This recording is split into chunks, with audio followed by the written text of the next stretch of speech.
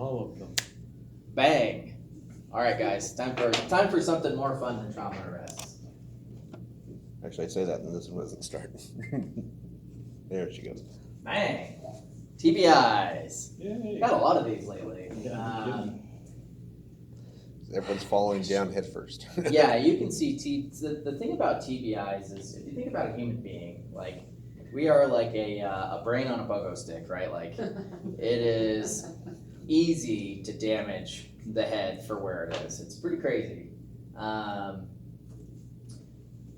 Generally speaking, your brain, it's one of the hardest bones in your body is your forehead. So we're designed to like run into things like that and do basically like nothing else with our brains, right? We're not really designed to hit head first.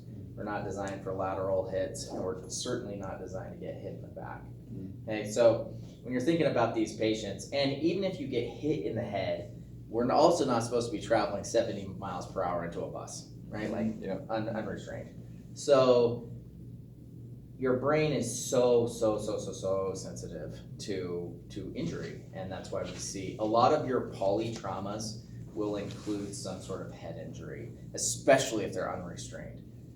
Gotta put, if there's any sort of vehicle, we're designed about 20 miles per hour to run as fast as you can and smack into a tree. That's about what we're able to hit. So if you're skiing, if you're doing anything else like that, like you are past what we are designed to do. Okay, so TBIs are a lot. Let's see, I think Austin was saying they reviewed PHI's charts out of Reading, and 20 or 25% of all of their calls were TBIs. Oh, well. Yeah. And transfers and stuff like that. Because this can go everything from like, grandpa who's on, warfarin, who just fell and now has a subrac, to, all of the nasty big calls that we get from time to time. Okay? So TBIs are all over the place. Again, another heavy lies helmet, number 95. So people who study TBIs talk a lot about what's called the Monroe-Kelly doctrine, which sounds like how Europe got formed or some such. I don't Woodrow know. Wilson involved? Yeah. So this says, I'm just going to put MK. This says that 80% of the cranial vault, which is this space up here, is brain. 10% is CSF, and 10% is blood.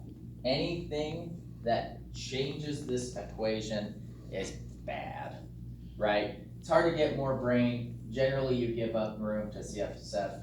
More often, you give it up to blood, right? There's some sort